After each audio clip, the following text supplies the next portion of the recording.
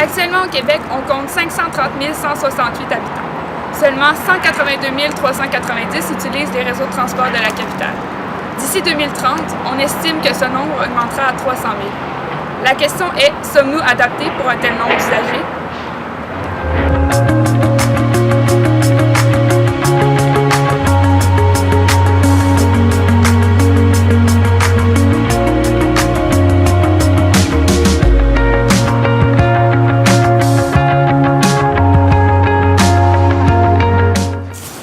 Le problème majeur avec la Ville de Québec, c'est qu'elle a été pensée en fonction de desservir un maximum d'automobilistes.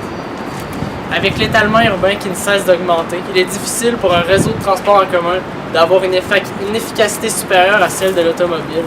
C'est pourquoi il faut mettre l'accent sur ces réseaux de transport, être capable de conscientiser les gens pour qu'ils puissent laisser leur automobile de côté et de prendre ces réseaux qui, avec l'appui des dirigeants, pourraient être beaucoup plus performants. C'est de cette manière qu'on va réussir à délaisser notre automobile et pouvoir avoir un milieu plus vert pour notre ville de Québec.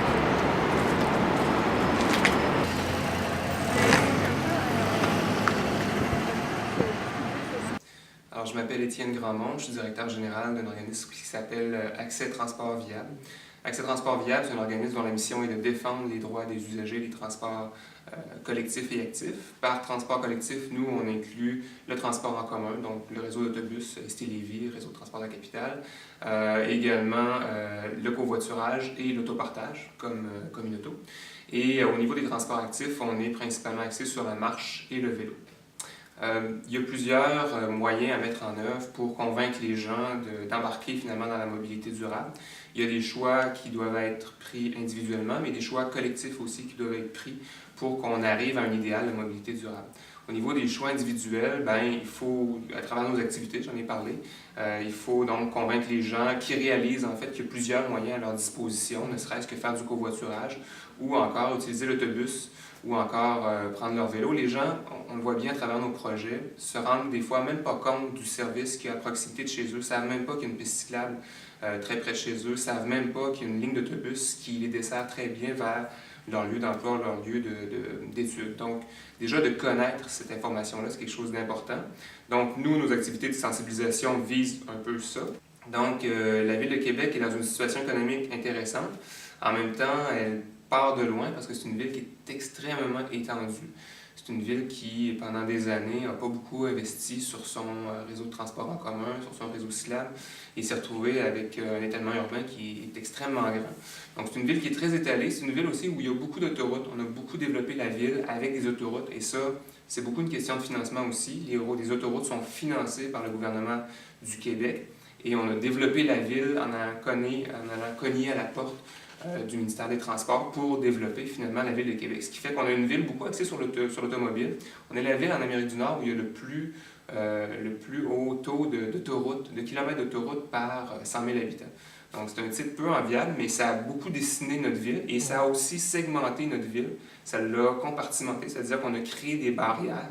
Les autoroutes sont devenues des barrières par lesquelles qui bloquent finalement la mobilité active, en tout cas la marche et le vélo. Donc, on a beaucoup à faire, on part de loin. Heureusement, on a un document qui est intéressant, c'est le plan de mobilité durable de la Ville de Québec, qui est adopté en 2011. Et là-dedans, il y a beaucoup d'ingrédients pour faire de Québec une ville qui est axée sur la mobilité durable. Donc, maintenant, ce qu'il faut, c'est le mettre en application, c'est-à-dire que ce plan d'action-là devienne des actions. Et c'est là, en fait, que le bas blesse actuellement, c'est qu'il n'y a pas beaucoup de choses qui sont faites pour améliorer la mobilité durable à Québec. Notamment dans les dernières années, il y a peu qui a été fait sur le développement du réseau cyclable, alors on avait promis beaucoup d'investissements, des millions de dollars sur plusieurs années pour développer le réseau cyclable. Donc, il y a ça qui est vraiment particulier à Québec. C'est une dynamique qui est essentiellement politique. On a les documents pour être capable de le faire avec le plan de mobilité durable de la Ville de Québec. Ce qu'il faut après ça, c'est que le politique le prenne puis assume ou ait le courage en fait d'assumer les choix qui ont été pris dans le plan de mobilité durable.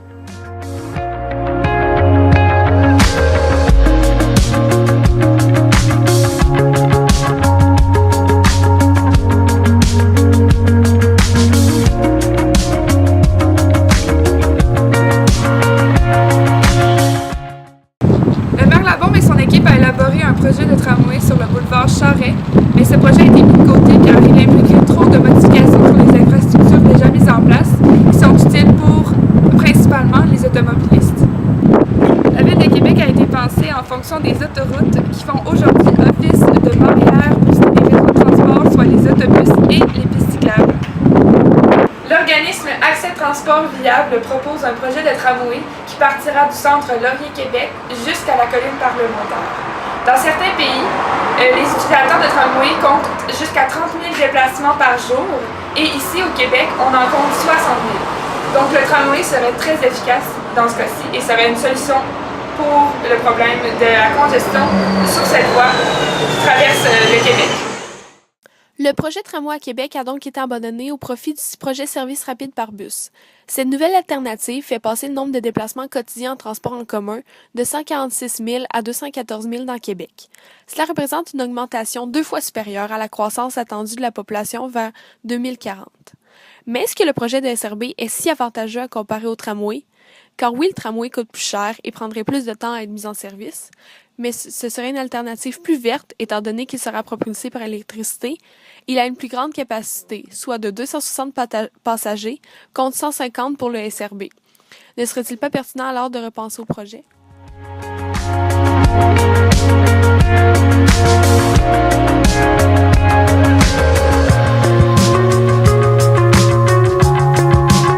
Zachary, je suis un étudiant, je suis natif de Paris, ça fait 4 ans que je suis à Québec et je suis amené à utiliser les transports en commun, le service du RTC ainsi que le vélo.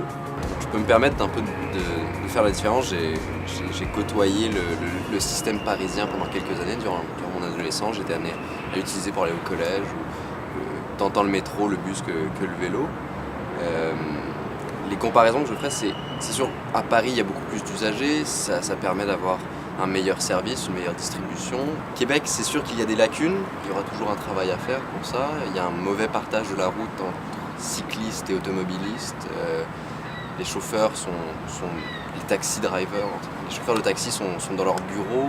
Pour ce qui a trait aux autobus, c'est sûr, les horaires sont assez difficiles.